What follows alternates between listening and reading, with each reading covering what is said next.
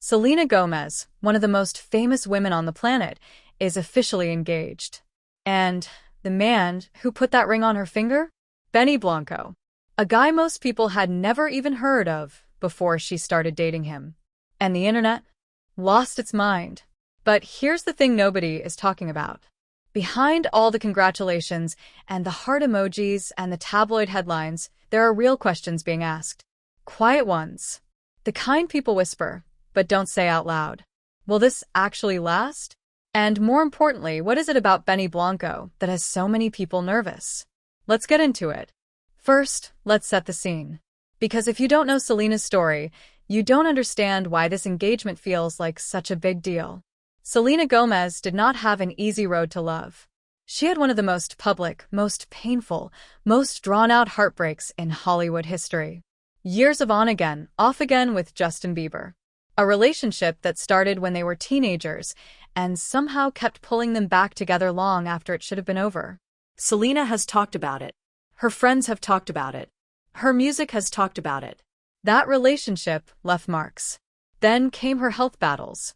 A lupus diagnosis. A kidney transplant.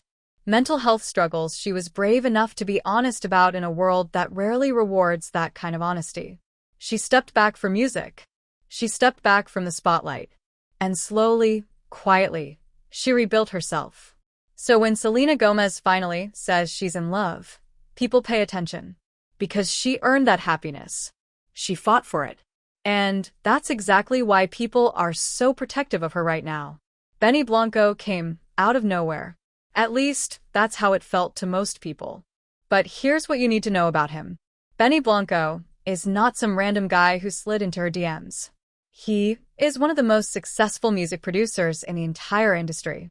He has worked with Katy Perry, Ed Sheeran, Rihanna, Maroon 5, Halsey. The list goes on. He has been behind some of the biggest songs of the last 15 years. He's been operating at the top of the music world for a long time. He's just never been famous the way artists are famous. He's the guy behind the curtain. The one who makes the magic happen without standing in the spotlight himself. So when news broke that Selena was dating him, the reaction was interesting. Some people were happy. They said he seemed genuine, down to earth, real. Not the kind of guy chasing fame. But others? They were confused. Then skeptical. Then, honestly, kind of harsh. There were comments calling him ugly. Comments saying she could do better. Comments that were mean in a way that said a lot more about the people writing them than it did about Benny. But underneath all of that noise, there was one question that kept coming up. And it was a fair one. Is this real? Or is this just Selena finally settling because she's tired of the chaos? Here's where it gets interesting. Because the people who know Benny Blanco, and there are a lot of them in the industry, they don't talk about him the way you'd expect. They don't describe him as some smooth operator, or some guy playing a role. They describe him as genuinely funny. Warm. Someone who makes the people around him feel good. Ed Sheeran has talked about how much he loves Benny. How loyal he is. How real he is. And if you watch the way Selena talks about him, not in interviews where everything is polished and prepared, but in little unguarded moments, something is different. She laughs differently. She looks lighter, like someone who has finally exhaled after holding their breath for a very long time. That matters. That actually matters a lot. But here's the problem. And this is the part people don't want to say out loud.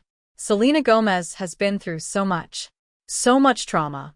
So much heartbreak. So much pressure. And sometimes, not always, but sometimes, when someone has been through that much pain, they fall hard for the first person who makes them feel safe. Not because that person is right for them, but because safe feels like love when you've been hurting for a long time.